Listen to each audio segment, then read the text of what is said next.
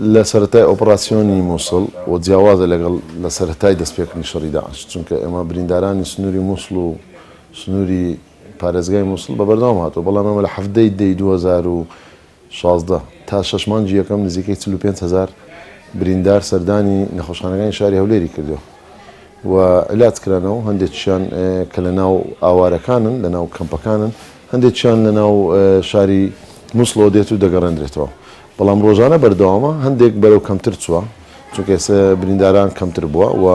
هەندێک لە جەبهەکان زیاتر دوورتر کەوتەوە لە هەولێر بۆیە ژمارەیان کەمتر بووە بەڵام بە بەردەوام برینداران هەردێت وەکو بیدایەت نییە چکە لە بیدایەت ڕۆژانە لە دەوروبەری 200 تا 250 بریندار دەهات بەڵام ئێستا بە ژمارەکە زۆر کەمترە بۆیە ژمارەکە بە شێوەیەکی گشتی کەمی کردووە بەڵام بە بەردەوامیش هەردێت بریندار ئەمە بۆ باسی بریندار بەڵام ئێمە بە بەردەوام نەخۆشیشمان هەیە جگە لە بریندار نەخۆشی مەدەنی هەم لە کەمپەکان هەم لە ناو مووسڵیش بۆ داخلبوون بۆ شوشتنی گورچیلە بۆ چارەسەری کیمیایی و شێرپەنجە هەروها بۆ چەندین نەخۆشتری وەکو شەبەکە و باڵۆن و عملیاتکردن یان بۆ منداڵبوون ڕۆژانە هەیتمان بۆیە ئەوە ڕێژەکی زۆرە ئەمە دەتوانین ئەو ڕێژەیە بە جێرەی نەخۆشخانەکان دیاری بکەین بۆ نمونە هەندێک نەخۆشخانە لە نێوان 140 تا 150 بەڵام نەخۆشیەکانی شێرپەنجە و غەسلی کلیە